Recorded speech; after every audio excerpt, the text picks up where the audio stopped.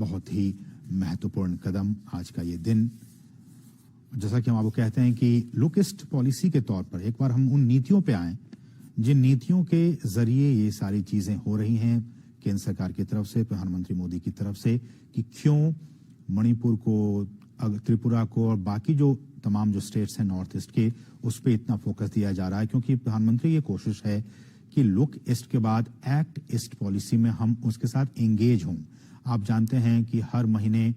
केंद्र सरकार के जो मंत्री हैं वो जाते रहते हैं, वहां की यात्राओं पे रहते हैं,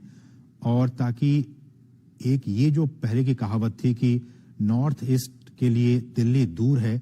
वो जो फीलिंग है उस फीलिंग को, उस एहसास को खत्म कर दिया जाए। ऐसा न हो कि उनके वहां के लोगों को लगे कि दिल्ली बहुत दूर है, ऐसा लगे कि दिल्ली उनके बहुत ही पास है। प्रधानमंत्री ने मणिपुर में जब वो एक रैली को संबोधित कर रहे थे तो उन्होंने इस बात का जिक्र भी किया था। और एक्ट ईस्ट पॉलिसी का मकसद, चूंकि आज का दिन इन तमाम मुद्दों पर बातचीत करने के लिए बहुत ही समीचीन है, क्योंकि जिस तरह से प्रधानमंत्री का एक विजन रहा है कि हम नॉर्थ ईस्ट के जो 7 सिस्टर्स हैं, जो तमाम राज्य हैं, उन तक विकास की गंगा को और भी कैसे पहुंचाएं, उसको और भी कैसे मजबूती प्रदान की जाए, कनेक्टिविटी के लिहाज से, संस्कृति के लिहाज से, हेल्थ के लिहाज से, आईटी के लिहाज से, इन तमाम क्षेत्रों में पूर्वोत्तर के राज्य भी आगे बढ़ सकें। प्रधानमंत्री का ये विजन रहा है, पहले लुक ईस्ट और उसके बाद अब एक्ट ईस्ट पॉलिसी। और इसी पॉलिसी का मकसद आप देखिए इन तस्वीरों में, जिस बात का जिक्र हम कर रहे थे कि वहां पे बांस और बेंत से जो बने उत्पाद हैं, उन उत्पादों को वहां पे बहुत ही प्रमुखता से लगाया गया है ताकि उन कारीगरों को भी रोजगार का मौका मिल सके, और जो त्रिपुरा की जो एक पहचान है, ये जो धरोहर हैं, उनको भी वहां पे प्रदर्शित किया जा सके, ताकि जो राष्ट्रीय और अंतर्राष्ट्रीय स्तर के जो लोग हैं वो जब यहाँ पे आएंगे तो उनको यहाँ के लोकल प्रोडक्ट्स के बारे में जानकारी मिल पाएगी। और जैसा कि आप जानते हैं कि प्रधानमंत्री ने ये आह्वान भी किया है कि आप जो लोकल प्रोडक्ट्स हैं उसके लिए वोकल बनिए, वोकल फॉर लोकल। तो इसी सोच को प्रदर्शित करते हुए यहाँ पे आप इन प्रोडक्ट्स को देख सकते हैं, जो यहाँ पे आप तस्वीरों, हमने कई बार कहा है कि प्रधानमंत्री का एक विजन है कि जो नवीकरणीय ऊर्जा के स्रोत हैं, हम उन स्रोतों के जरिए हम अपनी इकोनॉमी को आगे बढ़ाएं। केरल, आप जानते हैं कि कोच्चि का जो इंटरनेशनल एयरपोर्ट है, वो अपनी एनर्जी कैपेसिटी को ज्यादा से ज्यादा सोलर एनर्जी से उसका वो यूज करता है वो एयरपोर्ट, और वहां पे उस सोलर एनर्जी के जरिए बहुत सारे कामकाज होते हैं। उसको ध्यान में रखते हुए और भी बहुत सारे एयरपोर्ट्स पे जो सोलर पैनल्स हैं वो वहां लगाए गए हैं। ठीक उसी तरह से इस एयरपोर्ट पर भी इस तरह से बनाए गए हैं कि सौर पैनल्स यहां पे लगाए गए हैं ताकि सोलर एनर्जी का भी ज्यादा से ज्यादा इस्तेमाल किया जा सके, और जो फॉसिल फ्यूल्स हैं या फिर जो बिजली हैं उसका कम से कम यहां पे उपयोग हो सके। वास्तुकला पे अगर हम आए तो हवाई अड्डे का जो टर्मिनल भवन है, जिसका कि जायजा इस वक्त प्रधानमंत्री ले रहे हैं, उसमें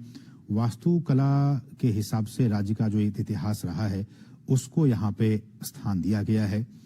जो सांस्कृतिक परिदृश्य है त्रिपुरा के, उसको भी ध्यान में रखते हुए इस पूरे टर्मिनल भवन को डिजाइन किया गया है। और जैसा कि हम आपको अभी दिखाएंगे कि यहाँ पे एक विशेष पत्थर लाए गए हैं। उन्नाकोटी एक जगह है, वहां से उन्नाकोटी पहाड़ियों की पत्थरों का इस्तेमाल किया गया है। जैसा कि हम बता रहे हैं कि लोकली जो चीजें हैं उसको वहां पे लाकर और यहाँ पे प्रदर्शित किया गया, चाहे वो बांस और बेंत से बने उत्पाद हो या फिर जो वहां के जो पत्थर हैं, उन्नाकोटी पत्थर, पहाड़ियों के पत्थर जो हैं उनसे बनी मूर्तियां हों, या फिर चबीमुरा प्रतिकृति का भी आप अगर यहाँ जाएंगे तो उसका आपको अनुभव होगा, आप उसके दीदार कर पाएंगे। और ये जो मूर्तियां हैं, अब आप देख पाएंगे कुछ देर के बाद, वो त्रिपुरा की राजधानी अगरतला से तकरीबन 145 किलोमीटर की दूरी पर है, और वो ऐसा कहा जाता है कि पूर्वोत्तर भारत के सबसे बड़े रहस्यों में वो पहाड़ और वहां के जो पत्थर वहां से लाए जाते हैं, उन पहाड़ों में वो शामिल किया जाता है। ये आप देख सकते हैं वो टर्मिनल भवन। प्रधानमंत्री इन तमाम चीजों का जायजा लेते हुए पूर्वोत्तर में कनेक्टिविटी के लिहाज से, जैसा कि आप जानते हैं कि प्रधानमंत्री का ये कोशिश है कि पूर्वोत्तर को पूरे भारत का और ईस्ट एशिया का एक प्रवेश द्वार के तौर पर बनाया रहे हैं। अगरतला एयरपोर्ट से साथ त्रिपुरा के पहुंच चुके हैं चीफ मिनिस्टर, और अब से कुछ ही क्षणों के बाद भी उनके साथ मौजूद देख पाएंगे कि ये महाराजा अगरतला एयरपोर्ट जो हवाई अड्डे है उसके एक नए टर्मिनल भवन का से कुछ ही क्षणों के बाद मंत्री अब से कुछ ही देख पाएंगे कि ये महाराजा वीर विक्रम जो हवाई अड्डे है। और हमें जानकारी ये मिली है कि ये जो नए एकीकृत टर्मिनल इमारत है उसका निर्माण 450 करोड़ रुपए की लागत से किया गया है। प्रधानमंत्री इस टर्मिनल भवन का जायजा लेते हुए उनको अधिकारियों की तरफ से ये बताया जा रहा है कि किस तरह से ये टर्मिनल भवन है उसका निर्माण कैसे किया गया है। हम आपको अभी बताएं, ये देखिए, ये वो मास्टर प्लान जिसके तहत इस पूरे टर्मिनल भवन का निर्माण किया गया है और इसमें सारी चीजें अत्याधुनिक सुविधाओं से लैस ये टर्मिनल भवन। कहा जा रहा है कि इस पूरे एकीकृत यूनिफाइड टर्मिनल जो भवन है, इमारत है, उसका निर्माण 450 करोड़ रुपए की लागत से किया गया है और ये आधुनिक सुविधाओं से युक्त है। और अगर इसके एरिया की बात की जाए तो 30,000 वर्ग मीटर में ये अत्याधुनिक भवन फैला हुआ है और जो लेटेस्ट टेक्नोलॉजी है, आईटी टेक्नोलॉजी, आईटी नेटवर्क, उसके द्वारा ये सपोर्टेड ये टर्मिनल है। और जैसा कि हमने आपको बताया है कि ये जो नई इंटीग्रेटेड टर्मिनल बिल्डिंग है उसके उद्घाटन के साथ ही महाराजा वीर विक्रम एयरपोर्ट की गिनती, ये जो एयरपोर्ट टर्मिनल है उसकी गिनती देश के इंटरनेशनल एयरपोर्ट्स में होने लगेगी, क्योंकि इंटरनेशनल एयरपोर्ट्स में जो सुविधाएं मौजूद होती हैं यात्रियों के लिए, आईटी इनेबल्ड जो सिस्टम होती हैं, वो सारी सुविधाएं इस टर्मिनल भवन में भी वो सारी सुविधाएं यहाँ पे लगाई गई हैं। तो कहा जा रहा है कि इस टर्मिनल भवन के उद्घाटन के बाद से जो इंटरनेशनल एयरपोर्ट्स और जो वहाँ सुविधाएं होती हैं वो सुविधाएं अब यहाँ भी उपलब्ध होने लगेंगी। कुल 20 चेक इन काउंटर्स यहां पे होंगे ताकि लोगों को एक साथ अलग अलग काउंटर्स पे वो जाएंगे, चेक इन काउंटर्स पे होंगे, भीड़ यहां पे ज्यादा नहीं होंगी। लोगों की सुविधाओं को, यात्रियों की सुविधाओं को ध्यान में रखते हुए कुल 20 चेक इन काउंटर्स बनाए गए हैं और ऐसा कहा जा रहा है कि अंतर्राष्ट्रीय यात्रियों और कुल डोमेस्टिक पैसेंजर्स के साथ ये 1200 यात्रियों को एक दिन में संभालने की इसकी कैपेसिटी होगी। तो बहुत ही महत्वपूर्ण ये आज का दिन त्रिपुरा के लिए, त्रिपुरा के लोगों के लिए, देश के लोगों के लिए, अंतर्राष्ट्रीय लोगों के लिए, पर्यटकों के लिए, कि जब वो त्रिपुरा आएंगे तो उन्हें अगरतला एयरपोर्ट पर एक अत्याधुनिक एक भवन जो टर्मिनल भवन है वो उसका दीदार कर पाएंगे, उन सुविधाओं का वो लाभ उठा पाएंगे जिसका कि अब से कुछ ही लम्हों के बाद प्रधानमंत्री नरेंद्र मोदी उद्घाटन करने वाले हैं। आप इन तस्वीरों में देख सकते हैं किस तरह से वहां की जो बांस से बने जो उत्पाद हैं, इस बात पे प्रधानमंत्री का लगातार फोकस रहता है कि जो लोकल प्रोडक्ट्स हैं उनका अधिक से अधिक इस्तेमाल किया जाए। और आपने देखा इन तस्वीरों में कि बांस से जो बने उत्पाद हैं उनको वहां पे लगाया गया है सजावट के तौर पर। बहुत ही उम्दा, बहुत ही बेहतरीन ये उत्पाद। और आप देखेंगे अब से कुछ ही लम्हों के बाद उन तस्वीरों में कि ये जो भवन है उनमें जो स्थानीय वास्तुकला है, जो आर्किटेक्चर है, इस बात को आप बहुत ही गंभीरता से और ध्यान से सुनिए कि ये जो पूरा टर्मिनल भवन है इसको बनाने में यहाँ की जो लोकल आर्ट्स हैं,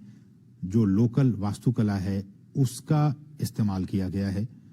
ताकि जब लोग यहाँ पे आएं, जब जो पैसेंजर्स आएं, जो टूरिस्ट यहाँ पे आएं, उनको त्रिपुरा की जो स्थानीय कला है उससे वो रूबरू हो सकें, उसको वो जान सकें, उसको वो समझ सकें। आपको हम बताएंगे कि किस तरह से यहाँ पे उन्नाकोटी पहाड़ियों की जो पत्थर हैं, उन पत्थरों से बनी जो मूर्तियां हैं वो यहाँ पे लगाई गई हैं। अब से कुछ ही लम्हों के बाद हम आपको वो तस्वीरें दिखाएंगे। फिलहाल प्रधानमंत्री इस पूरे टर्मिनल भवन का जायजा लेने के लिए कार्ट में बैठ चुके हैं और धीरे धीरे हौले हौले प्रधानमंत्री का ये कार्ट आगे बढ़ता हुआ और प्रधानमंत्री इस पूरे टर्मिनल भवन का जायजा लेंगे कि किस तरह से अत्याधुनिक सुविधाओं से लैस इस टर्मिनल भवन का निर्माण किया गया है। हमने जैसा आपको बताया कि 450 करोड़ रुपए की भी लागत से अधिक की लागत से इस पूरे भवन का निर्माण किया गया है। 30,000 वर्ग मीटर में ये जो टर्मिनल है वो फैला हुआ है। आईटी इनेबल्ड सारी चीजें आपको यहां पे मिलेंगी। आईटी नेटवर्क से एकीकृत ये टर्मिनल भवन है और इसकी गिनती यहां पे इस तरह से इन चीजों का निर्माण किया गया है कि इंटरनेशनल स्तर के जो एयरपोर्ट्स होते हैं वहां जो सुविधाएं होती हैं उन सुविधाओं को यहां भी प्रस्तुत किया गया है ताकि यहां पे जो राष्ट्रीय